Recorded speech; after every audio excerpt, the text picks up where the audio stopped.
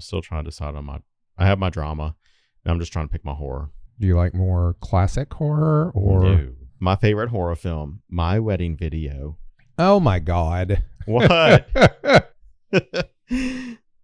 You're really banking on Thomas never listening to these, aren't you? Well, we'll know if he does. He'll definitely bring that one up. Okay.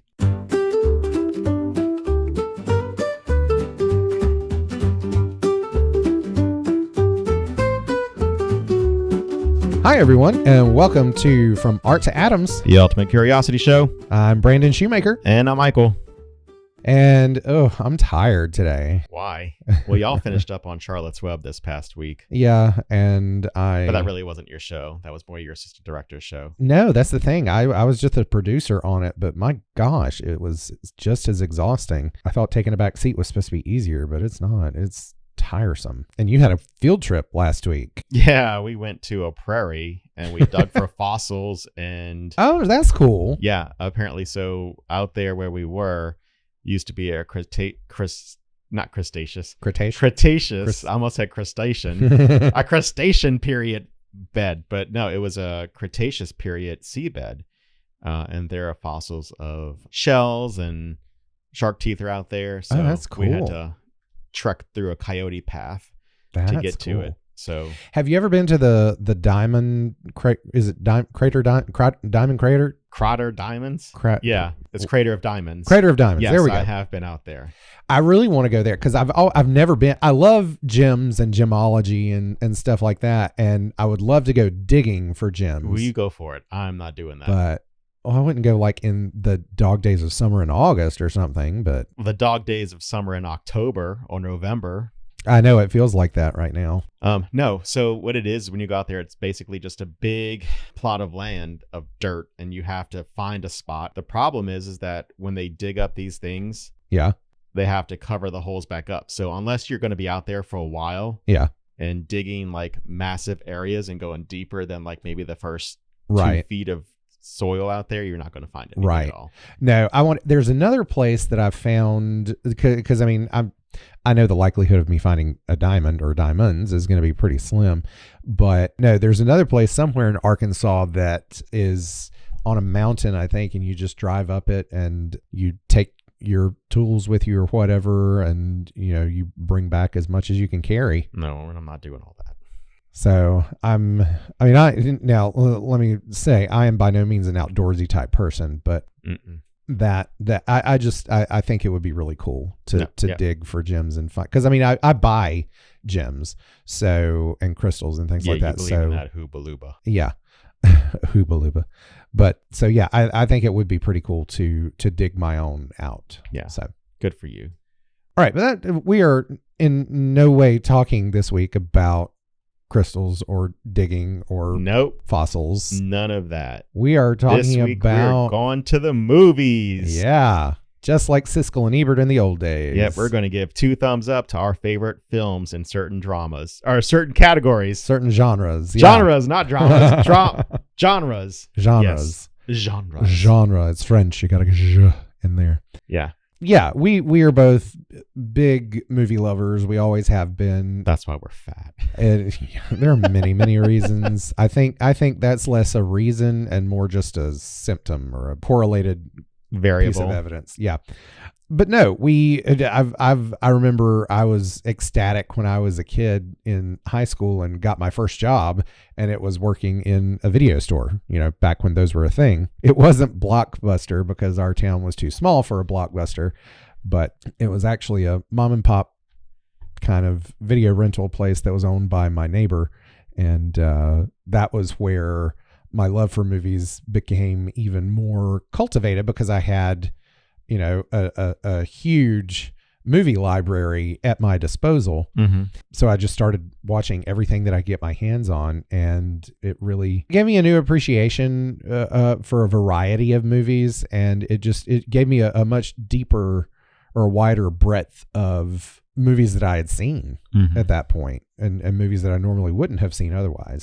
So we started out, it was just going to be 5 genres, I think, and then we expanded to 6, and now we're actually up to 7 genres that we're going to talk about. So let's go ahead and dive into this before this episode turns into lasting 2 hours. So, which genre do you want to talk about first? I have no preference. Let's Yes, go you with the do. one. No, Let's start with sci-fi. Okay.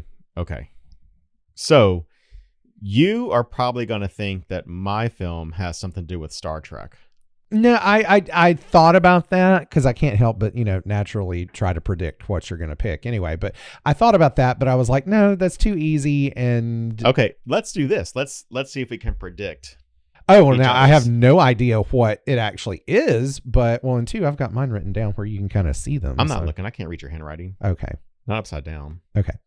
But no, I don't know. No, like I said, I knew it wouldn't be Star Trek because I figured that would be too easy. So, all right, I'll just give it to you. Okay. Yeah. Okay. So, my favorite sci-fi film is a 1997 sci-fi mystery film. Oh, mystery? Okay, go ahead. Sci-fi / mystery. Okay. Can you guess so far? Well, when you said 1997, I immediately thought, Contact. It is Contact. Oh, okay. Yeah, it is Contact. That is one of my... I could watch that movie almost every day. Anyway, so let me just give you a little background on the film. The film, Jodie Foster and Matthew McConaughey are in it. She plays a scientist working at SETI, which is the... Search for Extraterrestrial Intelligence. At the satellite dishes that are in, South America? Well, she kind of travels around. She starts at the Arecibo, which is... Yeah. It's South America. And they pick up something. Well, no, that's not where they do. It's the one, the VLA in New Mexico where they pick it up. Okay. Well, they pick up, so she's a scientist who had like a radio astronomer. Yes. To be technical. And she's got a past history with her dad who used to be a pilot, or he was an astronaut or something, wasn't he? No, he wasn't an astronaut. Maybe I don't remember. But she had a really close relationship with him. Right. Though. And so he died. And so she kind of grew up on her own. And so they get a message originating from what they call the Vega star system. Mm-hmm. I'm not even sure if Vega is even a real star system. It is. Okay, well, so they get a message, and they're basically, trying to figure out what the message means. And so there's a lot of different components in this one. There's a religious faction in there, the scientific community, the political community. All of that is kind of applying into basically be the first person to receive a message from outer space. Yeah. And so the message, they decoded that it's a machine that they have to build. Yeah. And so again, the politics, should we even build the machine? The religious people are all like, oh my God, it's a symbol from, whatever. And scientists just kind of like, we just need to do it to see because it's there and that's why we should do it. Right. And so we're not trying to spoil movies if you haven't seen it, but to the end of, she finally receives the message. And to me, the ending, a lot of people didn't like the ending because it's like this big buildup. Oh, I loved the ending. And then having the ending what it was. Yeah. I thought it was very inspirational.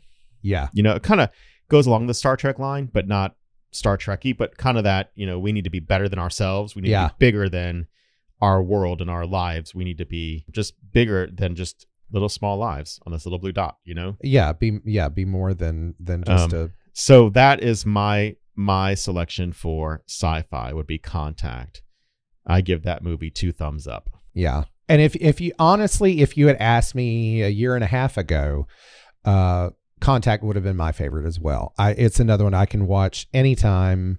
Yes. That it's on, or I love that movie, and all for the same reasons that you said. One thing you didn't mention that I think is worthy of mentioning is that it was based on a novel by Carl Sagan. Mm-hmm. Who was a famed actual astronomer. He wasn't by trade a writer, but he wrote the novel of Contact that, was meant to inspire, what you and I both took away from the movie, the desire for exploration. Yes.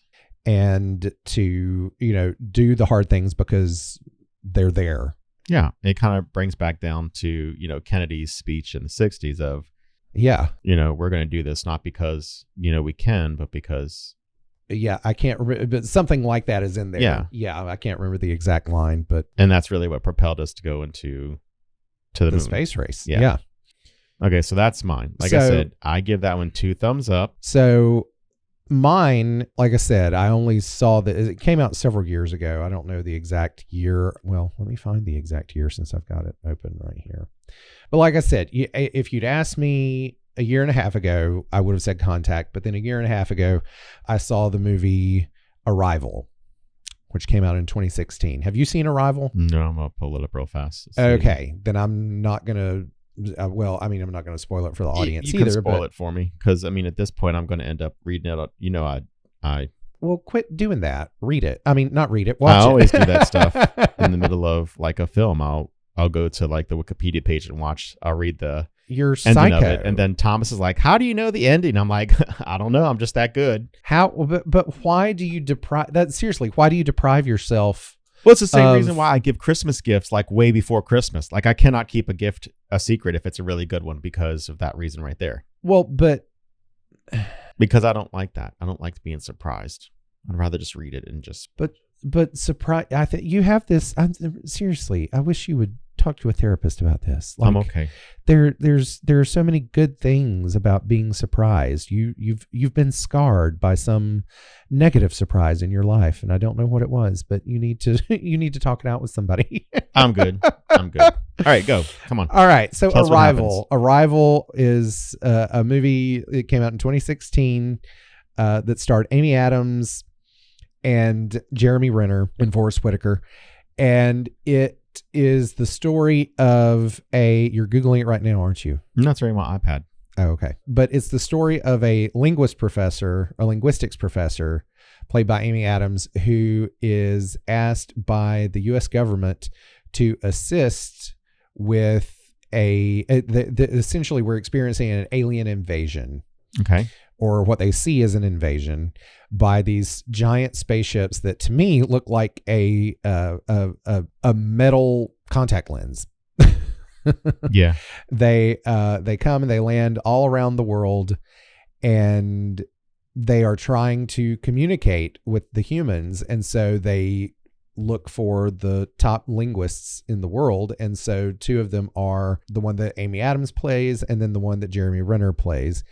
And so they go to one of these spaceships and they start communicating with these aliens that look like sort of walking squids or something like that. You see them only vaguely through this hazy, foggy environment that they are behind, almost like they're inside an aquarium. And the linguists stand on the other side and try to find ways to communicate with them and to interpret their language and to share our language with them. Mm-hmm. And so this goes on for a period of months, I believe, and they start to learn their language, and they teach them our language as well. And as a result of the human scientists starting to learn this language, they start to experience life in a similar way that the aliens do. Mm-hmm. And that's that they have a different way of experiencing time, which is sort of cyclical, not even cyclical, but it's sort of simultaneous. They mm-hmm. experience everything kind of all at once, kind of like that movie Everything Everywhere All at Once, where it's like you haven't seen that one yet still either, have you? Okay, well, never mind. Well, I'm reading about the morals of your story, or the morals of your movie, and one of them is time is nonlinear. Yeah. So it's just a beautifully done movie that really looks at the notion of, if you know the future, are you going to do different things to try and influence it? If you know the outcome of something and that it's going to ultimately be bad, are you going to not want to do it and forego all the good things that happen before the bad thing, mm-hmm. Because it's ultimately going to end badly. So one of the morals here ties on that one too: respect mortality. Yeah. The movie is about living with the future and death so that we don't miss out on the present. Well, and there's an interesting point to be made to that end as well, and that's the fact that we all know our future. Mm-hmm. We're all going to die. That doesn't mean that we should live in a doomsday scenario fearing death, but in spite of that, we should live a full, joyful life that, embraces the fact that, yes, it's going to have to come to an end one day. Yeah. But no, the movie, the thing I thought for a long time when I first saw the movie that I was just being an old sappy guy. Mm-hmm. with it. And You weren't? then when I showed it for the first time last year to my film class as one of the films that we study in depth, they all loved it, and all for the same reasons that I did. And that was what really made me realize, okay, no, I'm not just being an old sap this time. This one actually does have it really does have the chops to hold up there. Yeah. And so, yeah, it's one of my top movies, my favorite sci-fi movie to this end, to so far. Just like when we talked about in the episode of The West Wing, I have difficulty picking favorites. So ask me tomorrow and I might tell you something different. But as far as sci-fi goes, yeah, Arrival is definitely up there. Okay. Definitely 2 thumbs up. Are you Siskel or are you Ebert? I don't know. I don't remember. Which is which? No, I remember which is which. Roger Ebert was the gray-haired guy. Siskel was the bald one. So maybe you should be Siskel since you're bald. Let's do horror next. Okay, cool. Do you want to go first? Well, okay. So again, not good at picking favorites. So for my favorite horror, I it's a toss-up among 3. Okay. And they're 3 very different horror movies. Can you rank them in order, or are they all kind of equal? I think I can rank them. Okay, go. Okay. The top would be The Shining. Second would be Silence of the Lambs. Okay. And third would be The Exorcist. Yep. The Shining is definitely gonna have to be number 1, just because it's another one that I actually teach with my film classes. Okay. And there's just so much to dissect.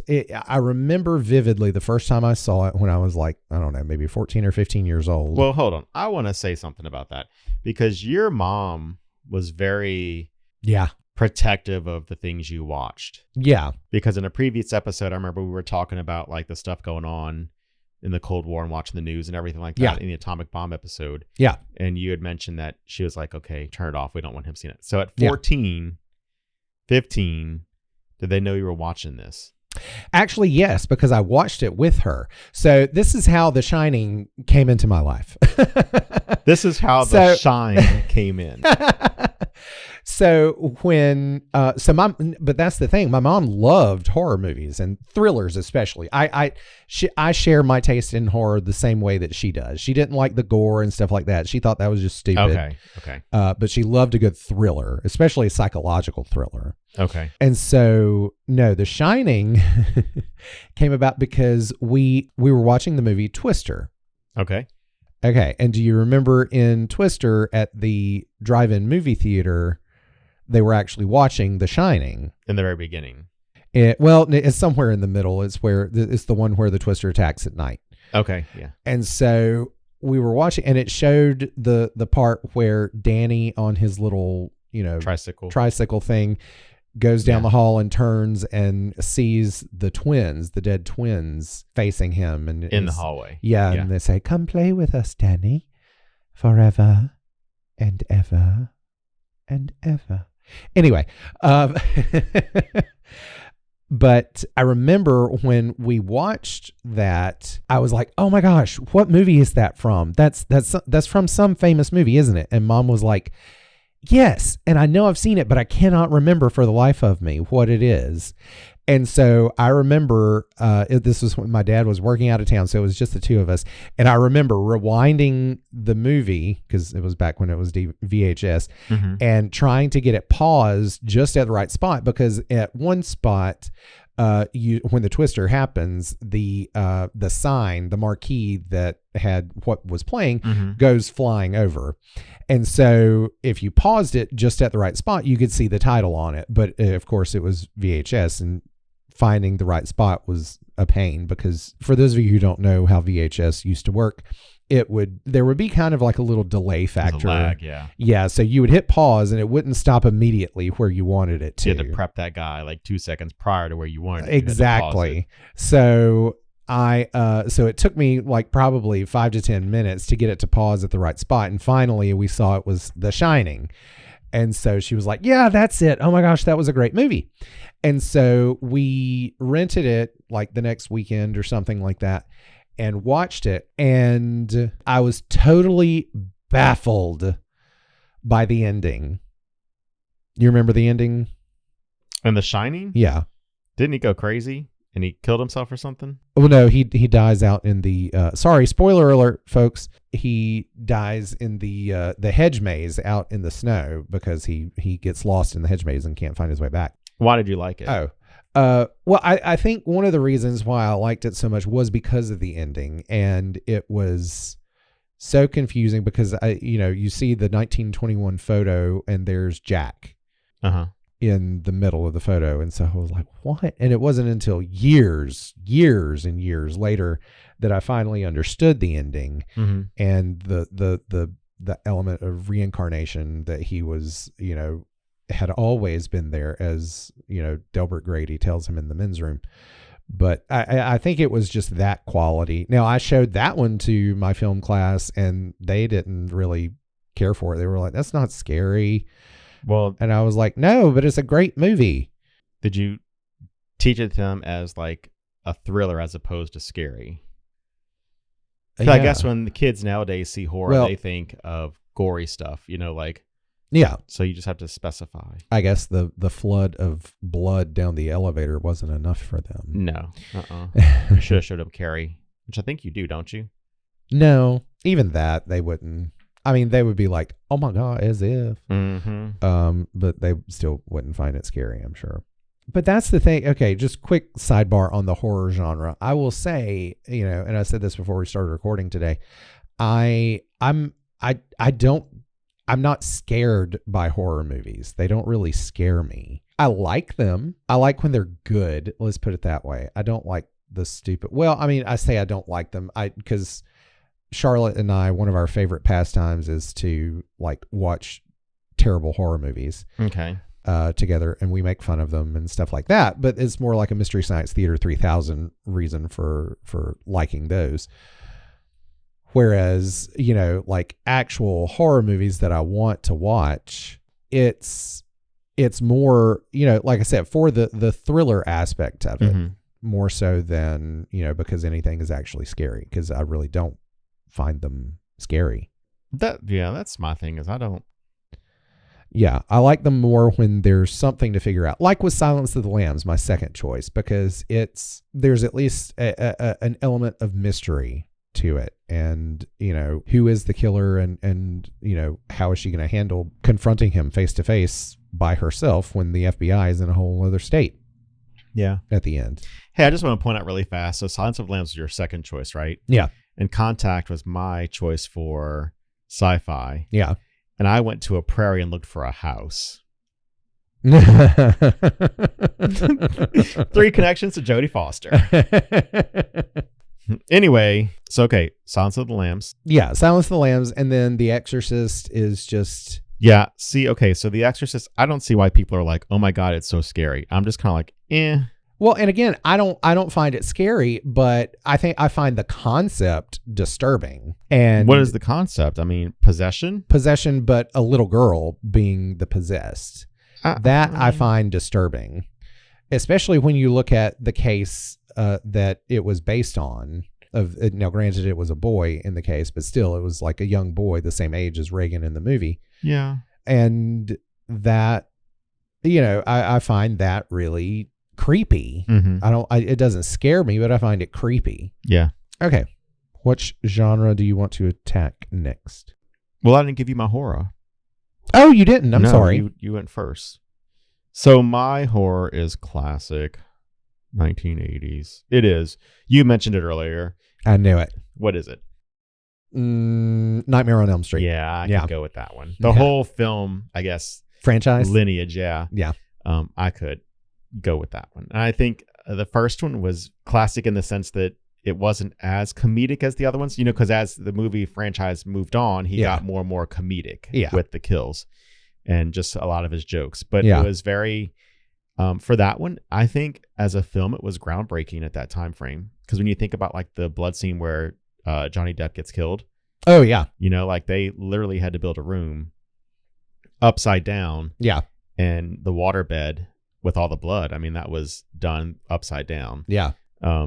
But I think that the premise of, because like we can't control our nightmares, or we can't control our dreams either. Like it's very difficult to control stuff like that. Yeah. And so you're just kind of a passenger in the journey of your mind when you go to sleep that night. And so for stuff to happen in the nightmare, then to come to fruition in the real world, that whole premise behind that is kind of like, I don't know, that is scary to me. Yeah. So it's creepy. Well, and that's one of the topics that we're going to be eventually talking about is the nature of sleep and dreaming and nightmares, because it is such a fascinating concept for me from both a psychological standpoint and a scientific standpoint. Yeah. And I do want to point out, this is like the original 1980s version of this film. The Wes Craven version's not the newer remake. Right. Which added a whole different element to Krueger's mythology. Yeah. I've seen the original. I've seen one or two of the sequels, but I have not watched all of them by any stretch of the imagination. Number 2 was kind of like, I'm okay. Number 3, The Dream Warriors, probably my favorite of all the franchises. I can't remember if we might have watched that last year, like around Halloween. Yeah, that's where Kristen goes into the mental institution. Her mom puts her in there because she can't sleep or whatever. Maybe not. And that's the blonde-headed one who wants to be an actress. One of the girls in there wants to be an actress. And so Freddy comes out the TV and goes, "Welcome to the prime time," and picks her up and pushes her into the TV. So she looks like she pushed herself into the TV, which is on the wall and stuff. No, I haven't seen that one. Oh my God, it's my favorite one. It's my favorite one out of all of them. Oh, okay. Yeah. No, I have not seen that one then. Oh, and then New Nightmare, where Heather Langenkamp comes back as Nancy. Is that the one where they were like in real life? Real world. Yeah, she played herself. Wes Craven played himself. Right. And Freddy came out of... Robert Englund played himself, too. Yes. Yeah. That was an interesting take, I think, at the time when that was made. I've never seen the whole thing, but I've seen bits and pieces of it enough to know that that's the premise. But Okay. Do you want to go... So we've done sci-fi and horror. So let's go. This episode's going to last 3 hours. Let's go from horror to animated. Oh, okay. Okay. What do you have? You want me to go first? Yeah. All right. So this was the last one that we added, and so I had to think about this literally just, on 30 minutes ago. Yeah. But after just a few minutes thinking, I was like, okay, what's the one that I've watched probably the most that I could watch anytime that it comes on? And I immediately realized, of course, it's Finding Nemo. Really? Yeah. Okay, I would have expected an earlier film, I guess, time frame wise. Well, I thought about those, and I thought I was like, 'cause like one of the first ones that jumped into my mind was like An American Tail. Yeah. But I haven't seen that since I was a child. Right. And so, it was one that like was really profound for me at the time, but it's not one that I've like watched repeatedly. Finding Nemo, I watch anytime I see that it's on. And I have intentionally watched it many times as well. I'm not a big fan of that movie. Really? And that's okay. No, I'm just not. Even all with all the scientific specificity that it makes. Nope. That was one of the things that really impressed me about that movie was the fact that they very clearly had marine biologists who were consulting on the film. Yeah. And that it was very scientifically specific. But no, I like that aspect of it. But I also just love the story, and it's very, because you got to keep in mind, it came out probably, and I didn't see it right when it came out. It was a few years afterwards. It was early 2000s, wasn't it? Yeah. Yeah. But that was also around the time, shortly after my mom had died. And so it was just me and my dad. And so the story of Nemo and his dad, it resonated with you. It really did. And even though, I wasn't a child anymore, that father-son bond after my mom died, I was always close with my dad. I mean, we had a fantastic relationship, but I valued him on a much deeper level that I didn't understand before. And so it spoke to me on that level for that factor, I think. Okay. So I don't think you're ever going to guess mine. Probably not. I'm sure. Is it Disney? No. Okay. No, it's a Don Bluth one. It's not Land Before Time. I mean, it is Land Before Time. It's not American Tail. It's not American Tail. It's Land Before Time. I probably would have eventually gotten to. But I have on here The Time. Land Before Time, and like in Scotty when he's in Relics, in that episode he's like, "Give me the Enterprise, no bloody A, no bloody B, no bloody C or D." So I have on here Land Before Time, the original, not bloody 2, 3, 4, or 15, because they've made like 20 of these films. Yeah, No, the original film was a Don Bluth film. Yeah. And Don Bluth did work for Disney as an animator and branched off and did his own production company. Oh, I didn't know that he had been. That's where he Disney started. And I think he was actually a part of the Rescuers and stuff like that. Like if you look at the animation style, it's very similar to. And so he branched off and started his Rescuers, own. which came out in the 70s, by the way, just to clarify from episode 1. Anyway, we're like so far past that. 4 months past that. Okay. Anyway, so Land Before Time. And so part of that is it hit at a time in my life, I guess, came out in a time in my life where friendship was really important and you kind of deal with that. And to this day, like the song, Diana Ross sings the song that's in there when Littlefoot's mom dies. And so the end theme, that musical score theme carries throughout. Yeah. And then what was that song? I have to get the name of it. I know the lyrics. It's in my playlist. Hold on, let me look it up. Oh. I know how it starts. Sorry. No, you're fine. I just had to look it up. Because I don't remember it. So. Oh, I can't play it. You're going to start crying. I will or you will? Both. Okay. Because when Littlefoot's mom dies, and I'm just kind of like, oh, no. It's If We Hold On Together. No, I get that. I'm the same way with Somewhere Out There from American Tail. So. Okay, so that is my animated film. Good choice. Good choice. To be fair, if Captain Planet had an animated film, that would have been it. That would have been it. Yeah. All right, so let's go with fantasy. Okay, I'll go first. Okay. So my fantasy films, and I was a toss-up between two. The Neverending Story was one. Ooh, okay, good choice. And I don't even know if this falls in the fantasy category because it may be more sci-fi-ish, but the Superman films.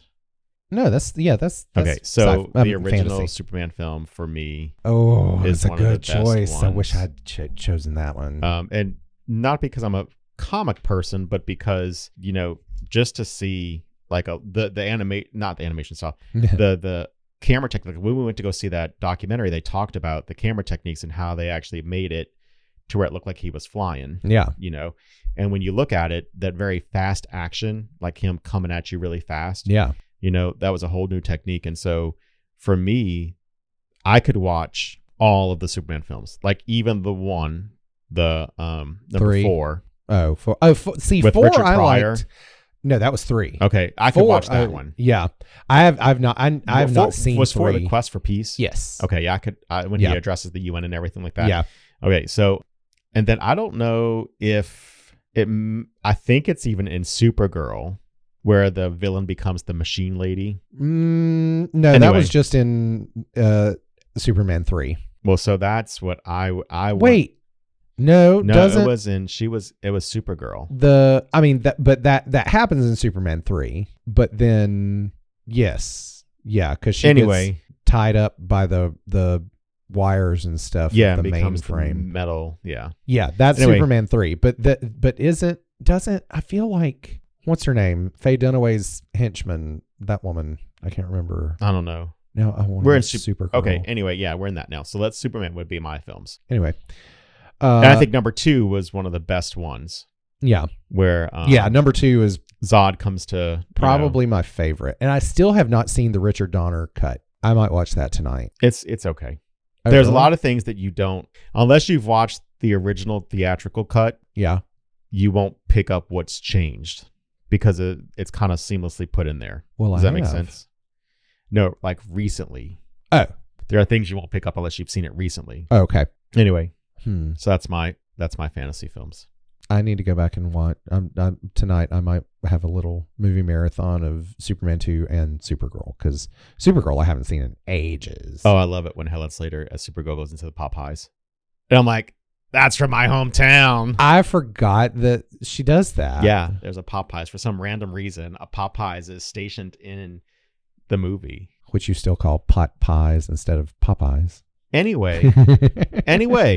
Okay, so my fantasy, because I love the original Superman movies too, so I kind of want to change my answer to those. You can't. But I'm not.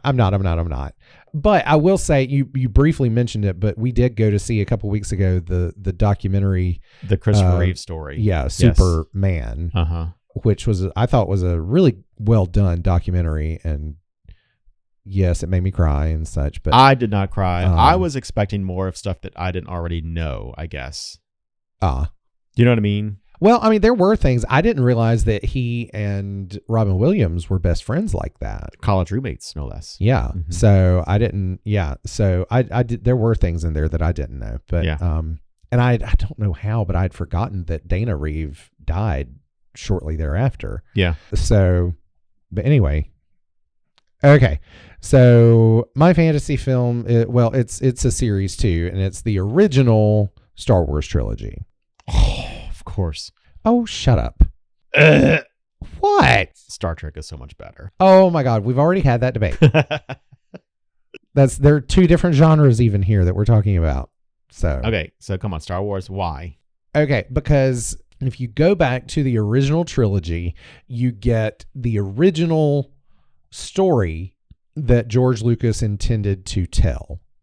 And the way he wrote that original story was so well done. I mean, he even specifically talks about how, he followed, in terms of psychology and literary theory, he followed the hero's journey in telling the story of Luke. And he did such a masterful job of that, while also doing a great job of creating an allegory for World War II and the rise of the Third Reich, which is, the empire in the movies. I mean, even stormtroopers were stormtroopers in World War II. Their helmets are even the same shape. Yeah. So, I've always thought that it was just very well done. It was just brilliant writing, brilliant storytelling. I say brilliant writing, I really mean brilliant storytelling, because in terms of like his dialogue and stuff, it's a bit stilted, especially then when he does the prequel trilogies, and it's just like, oh gosh, no, that sounds so awful. But, that factor alone with, the storytelling and the mythos that he created. I mean, he was, even for, licensing the actors' likenesses, which had never been done before. Right. All right. Anyway, so that's my fantasy films. Which do you want to go for? Let's do comedy. Okay. I don't think you're going to pick mine. I probably won't, but it's probably something like Anchorman or... It's not. I can't. No, I don't like Will Ferrell. Oh, that's right. Duh. Good. Thank God. At least we shared that. Yeah, I'm not something a Will Ferrell with fan. Fart jokes abundant, I'm sure. Yep.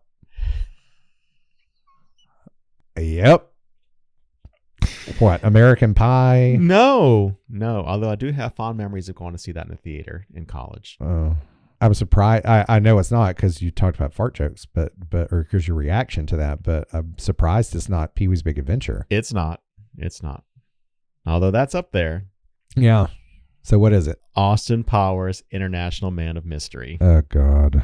I could watch this all day long. You could put this on a loop. That was the first one, right? Yeah. You could put this on a loop and I would watch this all day long. It is so funny to me. Now, I will say that is one movie that I do like that. Most of the time, the lowbrow comedy and potty humor, I do not like at all. I will sit through with you and tolerate, when you and Thomas want to watch it. No, he doesn't want to watch it. He does not like it. That specific one? He doesn't like Austin Powers. Like, he doesn't want to watch that. Like, yeah. I'm sorry. I like the film. It really was. It was funny. Now, and I will say the sequence at the end when the rocket takes off. Yes. That was some brilliant writing. That was just hilarious. That part. And then we had, Life Imitates Art when Jeff Bezos' rocket launched. I'm just saying. It looked the same way. What's it Like, so My Contact was a 97 film. Austin Powers was a 97 film. What does it say then for our films, or at least for me, like... Well, I think that speaks to, the fact that was at sort of like the heart of your, because you were what, 17 then? Yeah. So I was a senior in high school yeah, at that time frame. So like, and my music taste, if you listen to my music taste or look at it. Same time frame. 96 yeah, to about 2003. Yeah. I think because that's I think we all do. I think that's why, the Gen Xers before us, value the 80s so much. I think it's because in that time frame, in our mid to late teens, we establish a lot of core memories. Yeah. And so, things like movies and music and TV shows, they're part of those core memories, but then they also help to spark those memories when we watch them again later on. Yeah, exactly. Yeah. I'm reading quotes from it right now. I'm just sitting here laughing. Okay. So My Comedy is from 1980. Okay. One that I will watch every single time it's on that I catch it. And I just, every once in a while, usually every year or two, I have to revisit it just because it's been a while. 9 to 5. Oh, okay. What? You enjoy it too. It's just, I think that one and Steel Magnolias are both overplayed. What? Now, I'll give you Steel Magnolias. Yeah. That I think that's a little overdone, but I do love it. But I'm not saying I don't. I'm just saying it's, I like Matchbox 20, but that doesn't mean their songs aren't overplayed. How is 9 to 5 overplayed though? I don't know. Maybe it's just me. I think it is. Okay. But it's Lily Tomlin, Dolly Parton, and Jane Fonda as 3 secretaries in the late 70s, early 80s, oppressed by their boss, played by Dabney Coleman. And it's just brilliant writing, and it's just so funny, but it was groundbreaking at the same time because it was very much an extension of the women's movement. Because I mean, think about it, office culture at that time very much was a man's world. You didn't have many women executives. You didn't have women who were in that world who weren't just secretaries. Right. And it was groundbreaking, but it's just so darn funny and so quotable. I mean, I quote it all the time. My favorite line from it is the one that they repeat during their fantasies of killing Mr. Hart. You're a sexist, egotistical, lying, hypocritical bigot. Like, who hasn't wanted to say that to their obnoxious boss before? When you bring up that film, that like the Dolly Parton scene where she comes out with the lasso. Yeah. That's the scene that I think of when I think of that film. Yeah. When she's trying to catch him. All 3 of those dream sequences while they're high and talking about their fantasies for doing the boss in. And then, the fact that their fantasies all sort of come true in a way, but when they actually do kidnap him. Do you know that the movie was originally supposed to be a drama? No. In its original conception, it was meant to be a drama in which they kidnap their boss and hold him for ransom and all this sort of stuff. Yeah, but without the comedy in there's not a lot to work with in that. Well, and that's, you know what I mean? Yeah. And that's what the director, I believe, said was that, no, we've got to lighten this up. Yeah. You can't tell this story. If you tell this story just as a drama, he said, it's going to paint women in a bad light. Right. It's not going to be received well at all. He said, you've got to add some lightheartedness to this to be able to get the point across, but not make us look like chauvinists in the process. Yeah. So, and thank goodness they did, because, I don't think anybody would have ever remembered the film if it had been made as a drama. No, they wouldn't have. The comedy is what's memorable in it. Yeah. It's just golden. It's just excellent writing and expertly delivered by those 3 actresses, and Dabney Coleman for that matter. He was amazing in it. He was so great at just being the villain and just being the bad guy. Okay. So we have 2 more categories left? Yeah. Drama and musical. Let's save musical for last. Okay. I have 2. I could not pick. Okay. Okay. Me too. The very first one was The American President. We talked about this one with our West Wing episode. Obviously, Sorkin wrote this one. It is wonderfully written and really paints the president as a human. Yeah. Not as The Office. The Office, yes. So, was it Michael Douglas and Annette Bening? Yeah. Go ahead and watch that if you've never seen it. Very good writing. Just a really lighthearted story on top of some heavy material. You know, Well, it's about a president who happens He's to widowed. be widowed. Yeah. and he falls in love with a lobbyist. Yeah. And obviously the relationship between the two is very much frowned upon because she is a lobbyist. And I'll leave it at that because I don't want to give the ending away because something happens. Yeah. Okay. The other one, and we've mentioned movies in the podcast today that, I don't want to say the two leads, but the two leads has already been in. Okay. It's The Evening Star. Oh, I love that. And it's not something you would ever see me picking, huh? No, well, no. I mean, I know you like that movie. And I you do. Quote it a lot. I do. Shirley MacLaine. It's a continuation from Terms of Endearment. Yeah. And, you know, if you Terms of Endearment, it's a mother who has a very turbulent relationship with her daughter who ends up dying of cancer. Right. And so The Evening Star, and it was, I don't know, probably 15 years later, a good 10 years at least. Yeah, there was a difference long between chunk of this time. one. This was the continuation of the story where her grandkids. Now, was the movie based on a book? I mean, I know Terms of Endearment was a book by Larry McMurtry. I don't know. I feel like it was. I feel like it was There an was actual a continuation novel of it. Let me sequel. look it up real fast. So anyway, and Jack Nicholson comes back as the astronaut. he plays his part, right? And so it was a 96 film, going back to that time frame. There you go. Yep. Yeah, because Terms of Endearment was done in 83. So we're talking about 13 years later. Yeah. It doesn't say that it was, but I don't want to, look it up anyway. Oh, it is. Yep. Adapted from the 1992 novel by Larry McMurtry. Yeah. So it is. Anyway, so, Marion Ross comes back and plays her maid again, Rosie. Yeah. Jack Nicholson comes back as Garrett. Shirley MacLaine's playing Aurora. But it's just a very lighthearted movie that kind of, it goes from the mother and daughter relationship to the mother and grandkids, or the grandmother grandkids relationship now at that point. And how, and it's very much a dramedy. It is very funny. Yes. Yeah. Just like Terms of Endearment was as well. Anything she's in is pretty humorous. Yeah. But I just, that movie, like I could watch that movie.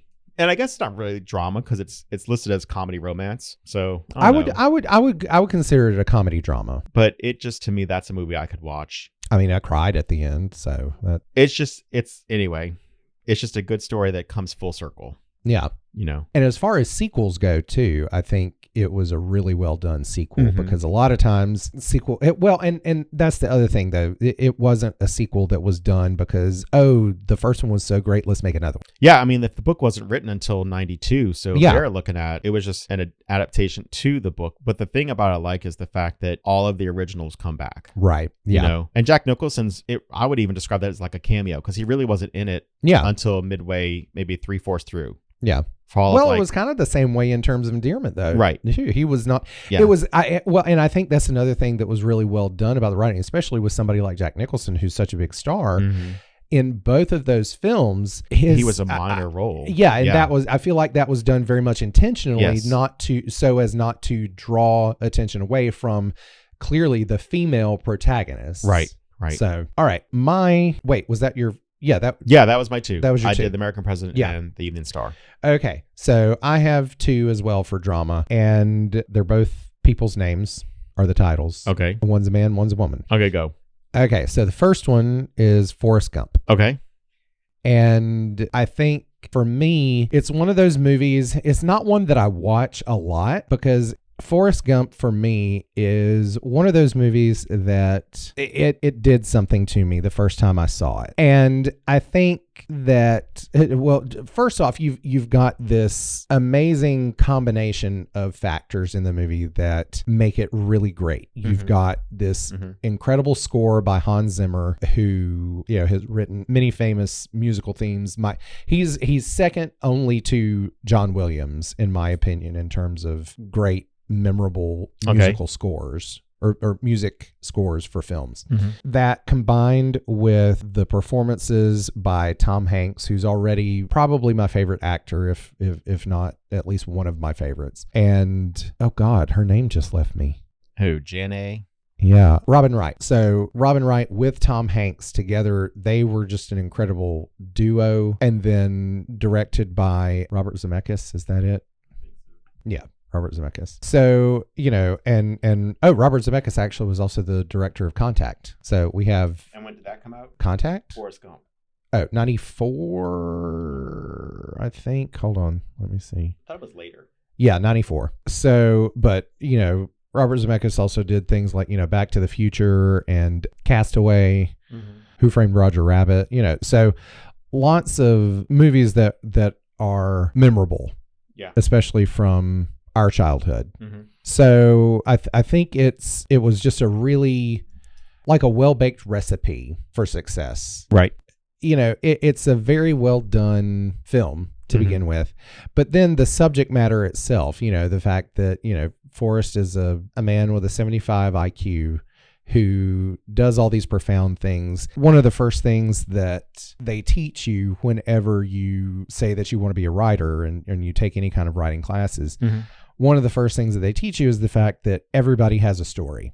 Right. And the interesting thing about Forrest Gump is it's based on a novel, but the novel is drastically different from the movie. For example, the novel ends, Jenny doesn't get AIDS and he doesn't get back with her. So it has kind of the novel has an ending that's more like things don't work out for him, but you know what? It's going to be okay. Yeah. So, and that's a valid and good message as well. But I think the thing that the novel as well as the movie have in common is the idea of greatness coming through not only adversity, but also through or from unexpected sources.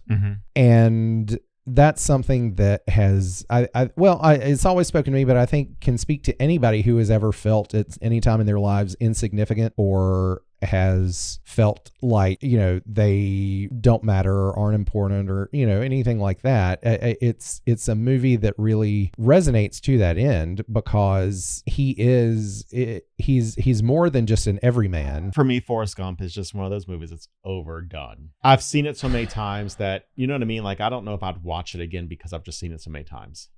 Well, like I said, it's not one that I actually sit down and watch frequently because it can be kind of a tearjerker at moments, but I don't cry. Well, I know that's because you're just a cold-hearted thing. Like just listening to, I found out last year because we used it in our UIL show, but the Feather theme, that song from Hans Zimmer is like, that song can just make me cry because it's not only the fact that it's beautifully written, but also because it triggers all of the emotions of the film. I think it's a movie that really, I don't know exactly what I'm trying to say. I think it's one that holds a lot of meaning for a lot of people, but in a lot of different ways. And so it's one that appeals to a lot of people in a variety of ways. So that's one of my drama movies. The other one is Erin Brockovich. Okay. With Julia Roberts. Yep. That's a good film. That's another one that I can watch anytime, all the time. I've always loved the story of the movie. I love the fact that it is based on a true story about a true woman, an actual woman. I hate the fact that the TV show that they tried to make about her didn't last. Rebel. That was great. It was great that it didn't last, or great that it was a good show? It was a great show. Upset that it didn't last. It was a great show. Okay. I wish it had lasted. It would have been excellent. But it's a movie that, if you haven't seen it, it's about this woman who is desperate for a job. She's been injured in a wreck, and her lawyer tells her that, it's a easy case to win, and then they lose, and so she can't find a job, and so she just kind of gives herself a job at his law office. And it turns into her becoming an investigator for him on this one particular case against PG&E, which is Pacific Gas and Electric. And essentially, it went on to become one of the largest class action lawsuits in the country at that time, where they discovered that PG&E was essentially leaking hexavalent chromium into the groundwater and into the neighboring community of Hinckley, California, and it was causing many, many people in that small town to develop cancer. Yes. And the movie itself, it's one of those beautifully done Cinderella stories, which Julia Roberts is always great in, all the way back to Pretty Woman. But it's also just, and the fact that it's a true story, who this woman who turned her life around from impoverished to being a millionaire basically by going on to, even after that case, she went on to develop a consulting firm that specialized in looking into environmental advocacy, but also environmental crimes, really, you know, where companies are destroying the environment. Eco crimes. Yeah. Captain Planet would stop. Exactly. So she's like the real life Captain Planet without the cape.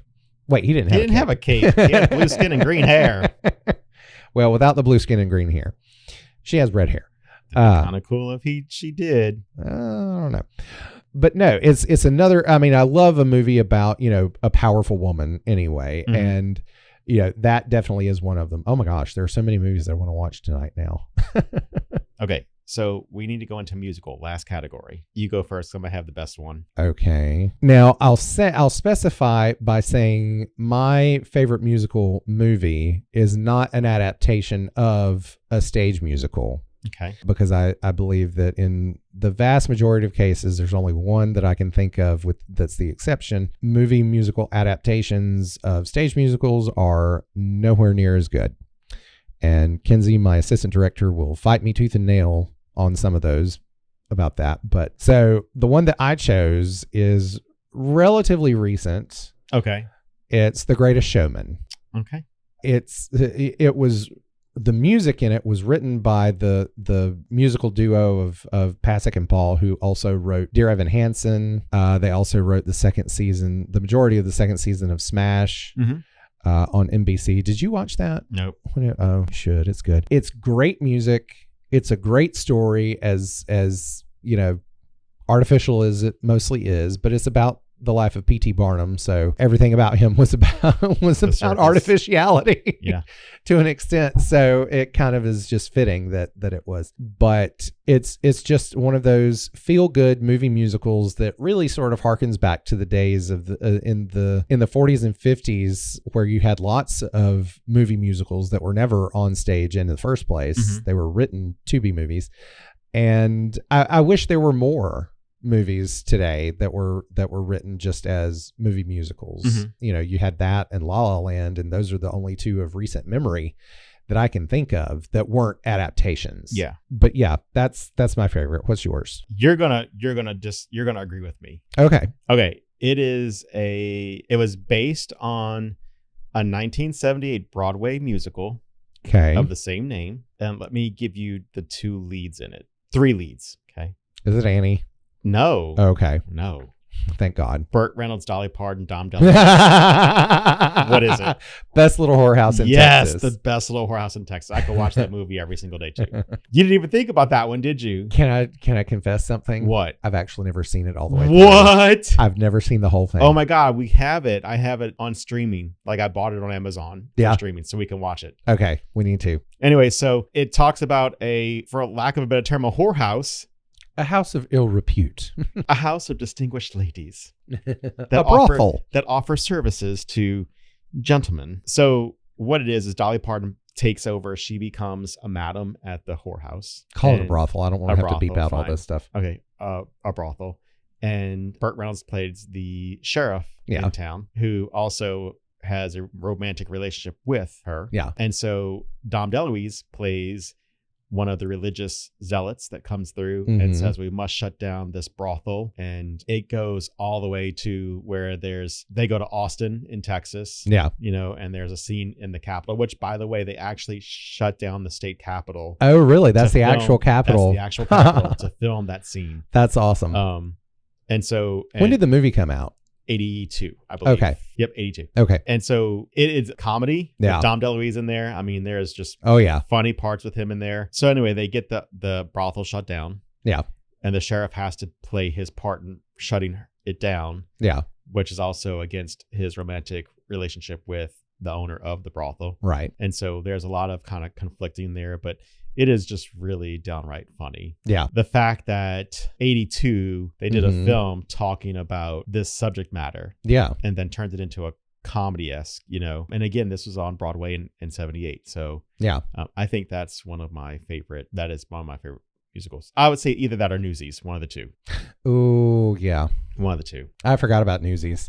I don't know how I forgot about I it. but remember. So the Disney adaptation of Newsies, the one that the they original, did. you mean? Yeah. Yeah. The film. So I remember being in, I don't want to say that, in high school, I guess, or middle school. No, you would have been middle school at that Middle time. school, high school. Yeah. We had it on, I think, VHS, because I filmed it. I recorded off a Disney Channel or something like that one time. And I remember listening to the music to that. Yeah. And I would walk the dog in the morning times before going to school. And we would walk in like the vacant lot across the street from the house. Yeah. And so it was away from the house and away from everybody else. There were woods all around it or whatever. Yeah. And so I could sing as loud as I wanted to if no one hear me. And I remember singing Santa Fe on my walk and just kind of doing the dance that he does and the steps and everything. I remember that too as growing up. So anyway, Newsies or The Best Little Whorehouse in Texas. Yeah, I've forgotten about Newsies because that I mean, when they eventually announced that they were turning it into A stage production. a Broadway show, I was over the moon. Yeah. And it is one of my favorite musicals on stage, one that I desperately want to direct, but I'll never have that many boys. You won't, no. No, but yeah, that's a good, yeah, I might have to revise my choice and put Newsies in there instead. You can have two. Yeah. It's going to be hard to find trivia based on films. No, it's not. That's one of the easiest. Okay, come on, go. Okay. Ooh, that's a good one. Okay. I found a good one. Okay. Have you? Yeah. Okay. I'm on parade.com. So am I. Oh, all right. So moving on to this week's trivia round. Of course, we're going to do movie trivia. Yay. You're probably going to get this because you're good at trivia anyway. So. Okay. So am I going first then? Yes, you can. Okay. Okay, go. You want me to go first? I thought I was going. Oh, I thought you were going first, meaning you were going to ask. That's fine. Oh, okay. Okay. Only 3 movies in history have won the Big 5 at the Oscars. Best Picture, Best Director, Best Screenplay, Best Actor, and Best Actress. Uh-huh. Can you give me one of the 3? Silence of the Lambs. Is one of them, yes. Do you know the other 2? Gone with the Wind? Nope. No. Titanic? Nope. It Happened One Night and One Flew Over the Cuckoo's Nest. Oh, okay. Okay. So that's one question. How many questions do you want? 5. What is the name of Humperdinck's kingdom in The Princess Bride? Oh, gosh. That's a tough one. I don't remember. It's Florin or Florine? Oh, Florent. Yeah. Florin, I think. Yeah. Okay. What critically maligned 2004 superhero film co-stars Sharon Stone as an evil cosmetic executive? Sorry, repeat the question. What critically maligned 2004 superhero film co-stars Sharon Stone as an evil cosmetic executive? An evil cosmetic executive. I don't think I've seen this, especially if it was bad. It was a DC film. 2004? Mm-hmm. Green Lantern was later than that. Yeah. 2004. I don't know. I got nothing. Catwoman. Oh, yeah. I never saw it. Yeah, Catwoman. Yep. Okay. I thought people liked that, though. No, I think they wanted Michelle Pfeiffer to reprise the role of Catwoman, and that was part of the problem. Yeah. What was the first movie Steven Spielberg and John Williams collaborated on? I believe it was Raiders of the Lost Ark. It was not. Oh, was it? He didn't direct any of the Star Wars movies. It wasn't. E.T.? Nope. Was that before? No. The Sugarland Express. Oh, I've never heard of Me that. neither. That's why I picked it. Could you? Okay. All right. Let's see. Who won a Best Supporting Actress for Shakespeare in Love, despite having only 8 minutes of screen time? Judi Dench. Yes. I've never seen that film either. Oh, I love that movie. It's such a good one. Okay. What household pet meets a horrific demise in Fatal Attraction? The bunny. I've never seen that either. Oh, you haven't? No. That's another good one. Okay. I'm going to turn my iPad off so I don't look at your questions. Okay. All right. That came from 75 on, right? Yeah. I want to give you number 1 because it's a hard one that I know you wouldn't have known, but I bet you saw that one. Try me anyway. Okay. Number 1. What are the dying words of Charles Foster Kane in Citizen Kane? I couldn't tell you. Oh, really? Yeah. Okay. Rosebud. The whole movie centers around everybody trying to figure out who was Rosebud. Is this the person, his love of his life? And ultimately, spoiler alert, if you haven't seen Citizen Kane and you want to, don't listen. But it was a sled It was literally just Okay. a memory of his childhood that was long lost and forgotten. It's like You Are My Sunshine. Yeah. Well, who is Sunshine? Yeah. Do you know who Sunshine is? No. It's the horse. Oh. The song "Who Was My Son." Or You Are My Sunshine? yes, that's who he's talking about. His horse. Oh, cool. Also trivia. That was a former governor of Louisiana that wrote that song. Oh, really? And sang it. Yeah. Huh. What governor? Jimmy Davis. Huh. That's cool. Number 1. What pop vocal group performs at the wedding in Bridesmaids? The Spice Girls. No. Wilson Phillips. Okay, I do remember that. Okay, good. If not, I'd have to watch it tonight because Thomas will make me watch it, and I want to because. Okay, number 2. The head of what animal is front and center in an infamous scene in The Godfather? A pig. No. I've never seen The Godfather. Oh, oops. A horse. They put a dead horse in there? Dead horse's head, yeah. That was the offer he couldn't refuse. Anyway. What TV show was Jack Nicholson referencing when he ad-libbed "Here's Johnny" in The Shining? Oh, The Tonight Show with Johnny Carson. Yes. What critically panned 1984 country musical comedy starring Dolly Parton and Sylvester Stallone eventually became a cult classic? I had to do this one just because we've been talking about Dolly Parton. Did you know this one before you read it? Yeah. I've never seen it, only because of working in video stores. Rhinestone. I've never heard of that. But I'm not a Western. If it's a Western, I'm not really a Western. It wasn't a Western. It was country. It was something I don't remember. I just know the cover is the two of them arm wrestling. You might know this one. Who played park owner John Hammond in Jurassic Park? Oh, some old white man. Okay, never mind. It was Richard Attenborough. Okay, here's one that I know you'll know. What's the name of the anthemic dance near the beginning of the Rocky Horror Picture Show? The Time Warp. There you go. All right, well, that does it for At the Movies with Brandon and Michael. For this episode of From Art to Atoms. The Ultimate Curiosity Show. Thanks for listening as always, guys. We hope you tune in next week. Have a great week, everybody. Bye.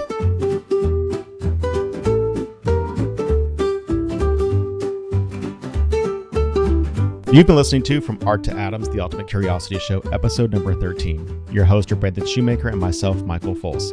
The show is produced by Brandon Shoemaker and is available on Apple Podcast, Spotify, Amazon Music, iHeartRadio, or wherever you get your podcast. Be sure to subscribe to the show to stay up to date on all of our latest episodes and news. If you have any questions, feedback, or suggested topics you'd like for us to dive into, don't hesitate to reach out. You can email us at FromArtToAtoms@gmail.com. We would love to hear from our listeners, and we value your input. Don't forget to follow us on social media to stay updated on upcoming episodes and behind-the-scenes content. You can find us on Instagram and YouTube at From Art to Atoms. If you enjoyed today's episode, please take a moment to rate and review us on your favorite podcast platform.